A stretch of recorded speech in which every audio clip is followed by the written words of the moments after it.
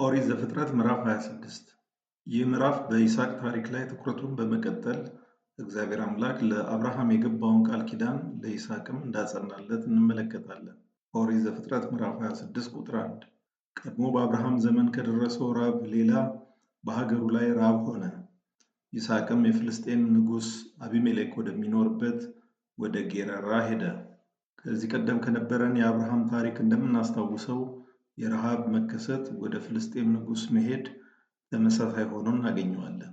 ኦሪት ዘፍጥረት ምዕራፍ 26 ቁጥር 2 በዚያም እግዚአብሔር ለይስሐቅ ተገልጦ እንዲህ አለው፣ እኔ በምነግርህ ምድር ተቀመጥ እንጂ ወደ ግብፅ አትውረድ። ከላይ ከቀረበው ጥቅስ የይስሐቅ ታሪክ ከአብርሃም የሚለየው ይስሐቅ ወደ ግብፅ እንዳይሄድ በእግዚአብሔር የተከለከለ መሆኑ ነው። ኦሪት ዘፍጥረት ምዕራፍ 26 ቁጥር 3 ለጥቂት ጊዜ እዚሁ አገር ተቀመጥ፣ እኔም ካንተ ጋር እሆናለሁ፣ እባርክሃለሁ፣ ይህን ምድር በሙሉ ለአንተና ለዘርህ በመስጠት ለአባትህ ለአብርሃም በመሐላ የገባሁትን ቃል አጸናለሁ። ኦሪት ዘፍጥረት ምዕራፍ 26 ቁጥር 4 ዘርህን እንደ ሰማይ ከዋክብት አበዛለሁ፣ ይህን ምድር በሙሉ ለዘርህ እሰጣለሁ፣ የምድር ሕዝቦችም ሁሉ በዘርህ አማካይነት ይባረካሉ። ከላይ ከቀረቡ ጥቅሶች እግዚአብሔር ለአብርሃም የገባውን ቃል ኪዳን ለይስሐቅም እንዳጸናለት እናስተውላለን። ኦሪት ዘፍጥረት ምዕራፍ 26 ቁጥር 5 ይኸውም አብርሃም ቃሌን ሰምቶ ድንጋጌዬን፣ ትእዛዜን፣ ሥርዓቴንና ሕጌን በመጠበቁ ነው። ኦሪት ዘፍጥረት ምዕራፍ 26 ቁጥር 6 ስለዚህ ይስሐቅ በጌራራ ተቀመጠ። ኦሪት ዘፍጥረት ምዕራፍ 26 ቁጥር 7 የዚያም ሀገር ሰዎች ስለሚስቱ በጠየቁት ጊዜ እህቴ ናት አለ። ምክንያቱም ሚስቴ ናት ብል ርብቃ ቆንጆ ስለሆነች የአገሬው ሰዎች በእርሷ ምክንያት ይገድሉኛል በማለት ፈርቶ ነበር። ከላይ ከቀረበው ጥቅስ አብርሃምም ሚስቱን ሳራን እህቴ ነች ይል እንደነበረው ይስሐቅም እንዲሁ ማድረጉ አብርሃምና ይስሐቅን ያመሳስላቸዋል።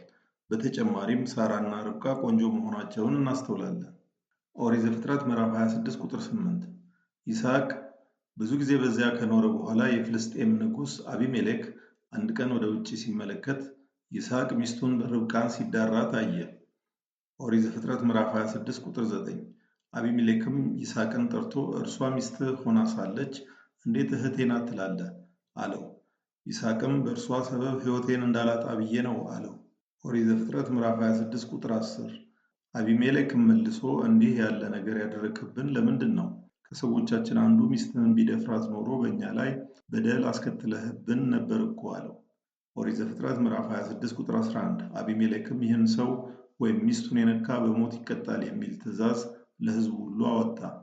ኦሪት ዘፍጥረት ምዕራፍ 26 ቁጥር 12 ይስሐቅም በዚያች ምድር ዘር ዘራ፣ እግዚአብሔርም ባረከለትና በዚያኑ ዓመት 100 እጥፍ አመረተ። ኦሪት ዘፍጥረት ምዕራፍ 26 ቁጥር 13 ሰውየውም እጅግ ባለጠጋ እስኪሆን ድረስ ሀብት በሀብት ላይ እየተጨመረለት ሄደ። ኦሪት ዘፍጥረት ምዕራፍ 26 ቁጥር 14 ብዙ የበግና የፍየል መንጋ፣ ብዙ ከብት፣ ብዙ አገልጋዮችም ስለነበሩት ፍልስጤማውያን ተመቀኙት። ከላይ ከቀረቡት ጥቅሶች ልክ እንደ አብርሃም እግዚአብሔር አምላክ ይስሐቅን እንደባረከው እናስተውላለን። ኦሪት ዘፍጥረት ምዕራፍ 26 ቁጥር 15 ከዚህ የተነሳ ፍልስጤማውያን አባቱ አብርሃም በሕይወት በነበረበት ጊዜ የአብርሃም አገልጋዮች የቆፈሯቸውን የውሃ ጉድጓዶች በሙሉ አፈር ሞልተው ደፈኗቸው። ኦሪት ዘፍጥረት ምዕራፍ 26 ቁጥር 16 አቢሜሌክም ይስሐቅን ከእኛ ይልቅ ኃያል ሆነሃልና ሀገራችንን ልቀቅልን አለው። ኦሪት ዘፍጥረት ምዕራፍ 26 ቁጥር 17 ይስሐቅም ያን ቦታ ትቶ ሄደ፣ በጌራራ ሸለቆም ተቀመጠ። ኦሪት ዘፍጥረት ምዕራፍ 26 ቁጥር 18 ይስሐቅም በአባቱ በአብርሃም ጊዜ ተቆፍረው የነበሩትን አባቱ ከሞተ በኋላ ፍልስጤማውያን የደፈኗቸውን የውሃ ጉድጓዶች እንደገና እንዲከፈቱ አደረገ። አባቱ ቀድሞ ባወጣላቸው ስምም መልሶ ጠራቸው። ኦሪት ዘፍጥረት ምዕራፍ 26 ቁጥር 19 የይስሐቅ አገልጋዮች በሸለቆ ውስጥ ሲቆፍሩ ከጉድጓዱ የሚፈልቅ ውሃ አገኙ። ኦሪት ዘፍጥረት ምዕራፍ 26 ቁጥር 20 የጌራራ እረኞች ግን ውሃው የኛ ነው በማለት ከይስሐቅ እረኞች ጋር ጠብ አነሱ። ከዚህ የተነሳ ይስሐቅ ያን የውሃ ጉድጓድ አሴቅ ብሎ ጠራው፣ በጉድጓዱ ምክንያት ተጣልተውታልና። ኦሪት ዘፍጥረት ምዕራፍ 26 ቁጥር 21 አሁንም እንደገና ሌላ የውሃ ጉድጓድ ቆፈሩ። አሁንም ሌላ ግጭት ተፈጠረ። ስለዚህ የውሃ ጉድጓዱን ስጥና ብሎ ጠራው። ኦሪት ዘፍጥረት ምዕራፍ 26 ቁጥር 22 ይስሐቅም ያን ቦታ ትቶ ሌላ ስፍራ ላይ የውሃ ጉድጓድ አስቆፈረ፣ በዚህ ጊዜ ግን አንድም ሰው ጠብ አላስነሳበትም። ስለዚህ ያን የውሃ ጉድጓድ አሁን እግዚአብሔር ሰፊ ቦታ ሰጥቶናል፣ እኛም በምድር ላይ እንበዛለን ሲል ሮሆቦት ብሎ ጠራው። ኦሪት ዘፍጥረት ምዕራፍ 26 ቁጥር 23። ከዚያም ይስሐቅ ወደ ቤርሳቤህ ወጣ። ኦሪት ዘፍጥረት ምዕራፍ 26 ቁጥር 24። በዚያም ሌሊት እግዚአብሔር ተገለጠለትና እኔ አባትህ የአብርሃም አምላክ ነኝ፣ ከአንተ ጋር ነኝና አትፍራ፣ እባርክሃለሁ፣ ስለ አገልጋይም ስለ አብርሃም ስል ዘርህን አበዛለሁ አለው።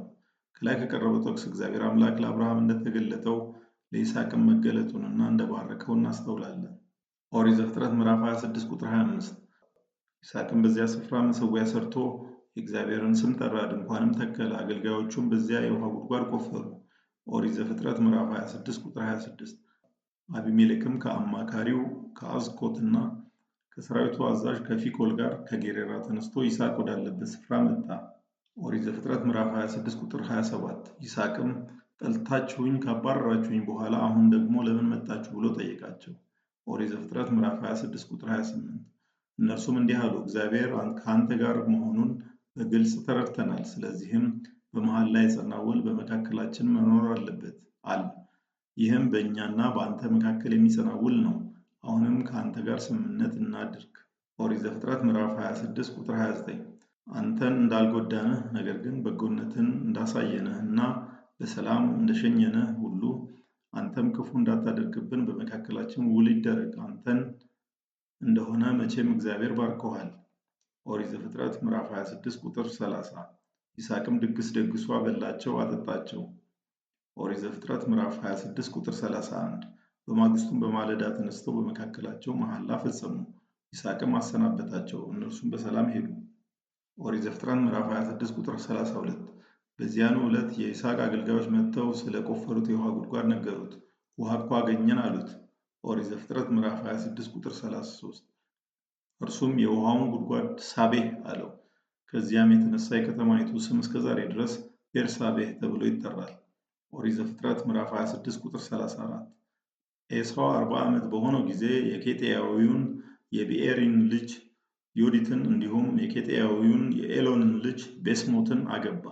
ኦሪት ዘፍጥረት ምዕራፍ 26 ቁጥር 35። በእነዚህ ሴቶች ምክንያት የይስሐቅና የርብቃ ልብ ያዝን ነበር።